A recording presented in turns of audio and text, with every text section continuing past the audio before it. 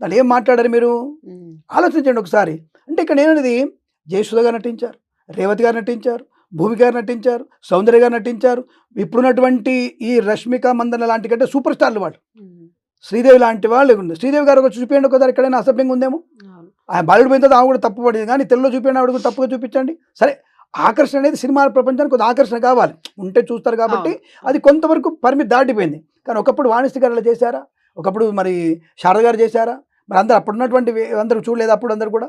అలాంటివి మనం అలాంటివి తీసుకొస్తే సరిపోయేది నీకు, అలాంటి తీసుకొస్తే సరిపోయేది. ఇలాంటి సినిమాలు కూడా చీరకట్టు నిండు చీరకట్టుటువంటి సినిమాలు, పరికిణి తిట్టిన సినిమాలు అంతా కూడా అద్భుతంగా నడుస్తాయి. సో కాబట్టి ఆయన అన్న మాట 2 మాటలు సరే, పొలు మాటలు 2 మాటలు పైకి వచ్చాయి, అది మనం ఆక్షేపించేది కాదు. దాన్ని యాక్సెప్ట్ చేస్తానంటే యాక్సెప్ట్ చేయండి. సరుకులంతా బయటపడుతున్నాయనే విషయంలో సరే మాట దొల్లింది అని తప్పు క్షమాపణ అడిగాడు, క్షమాపణ అయిపోయాడు. దీనికి మళ్ళీ మహిళా కమిషనర్కి విచారణకు రావాలి. అరే విచారణ ఏం చేస్తారు? విచారణ చేసి సారీ అమ్మ నోటిస్తాడు, సారీ క్షమించండి ఆ మాట అని చెప్తాడు. ఆయన టీవీ ముందే చెప్పాడు, కానీ పేపర్ ఎందుకు ఇవ్వడం?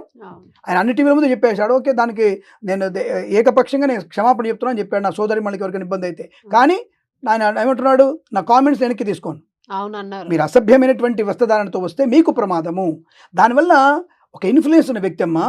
ఇప్పుడు ఎలా ఉంటుందంటే, అప్పుడెప్పుడు ఒక రాజమౌళి కూడా ఒక మాట మాట్లాడాడు, ఏది దేవుడు నమ్మకం అని చెప్పేసి. ఇన్ఫ్లుయెన్స్ ఉన్నటువంటి వ్యక్తి ఒక మాట దొల్లితే అది ప్రమాదాన్ని కలిగిస్తుంది. అతని ఫాలోవర్స్ అందరూ కూడా వక్ర మార్గం పట్టే అవకాశం ఉంది. కాబట్టి అలాంటివి వద్దంటున్నాడు. సో ఇంకోటి, అమ్మాయిలకి అభద్రతా భావం ఉంటుందిగా. ఇప్పుడు షోరూమ్లోకి వస్తున్నారు ఓపెనింగ్లకి, ఎవరైనా సరే సెక్యూరిటీ లేకుండా చూస్తాను నేను అలాంటి డ్రెస్ వేసుకొని. మీ ధైర్యం ఉంటే అదే నిండా చీర కట్టుకొని రండి, ఒకళ్ళ దగ్గర రారు మీ దగ్గరికి. అంటే ఇలాంటివన్నీ కూడా మనకి తప్పకుండా సమాజంలో అర్ధనగ్న ప్రదర్శనలు అనేవి ఉండకూడదు. అది ఉండి మనల్ని నాశనం చేస్తున్నాయి, మన పిల్లల్ని నాశనం చేస్తున్నాయి. ఒకప్పుడు చున్నీ అంటే ఒక డ్రెస్ మీద చున్నీ కంపల్సరీ ఉండేది. ఇప్పుడు చున్నీలు కూడా లేవు, చున్నీలు పోయినాయి. మరి అదే ఇతర మతాల వాళ్ళు ఎండ ఎందుకు కప్పుకుంటున్నారు? వాళ్ళు ఎండ ఎందుకు వాళ్ళు ఏం వేసుకుంటున్నారు? వాళ్ళు ఎందుకు అవే ప్రశ్న చేయట్లేరు?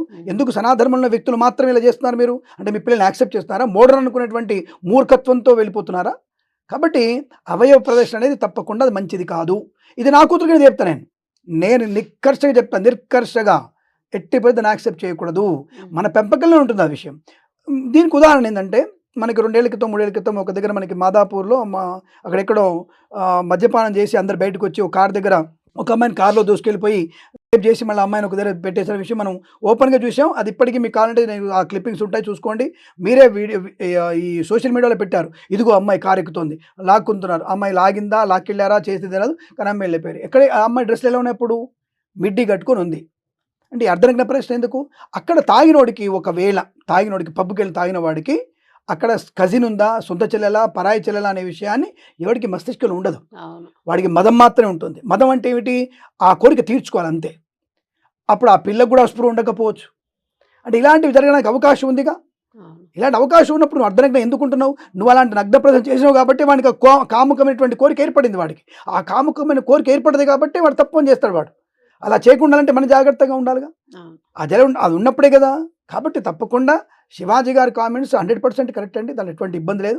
అది ముఖ్యంగా సనాధర్మానికి పనికొచ్చేటువంటి మాటలు కాబట్టి ఆ విషయంలో నేను పూర్తి ఏకీకరిస్తున్నాను. కాబట్టి పాటలు అనేవి, పాటల్లో కూడా తప్పుడు సరుకులు అని చెప్పి పాటలు కూడా పెట్టారు, అవి కూడా ప్రమాదమేక. కాబట్టి ఇవన్నీ కూడా మనం చూసుకుంటే శివాజీ గారు చెప్పినటువంటి మాట ఎట్టి పరిస్థితులు అది అందరం కూడా ఆచరణీయమైనది. అది విని మన పిల్లల్ని జాగ్రత్తగా చూసుకుంటే మంచిది. సినిమా లోపల ప్రదర్శన వేరు.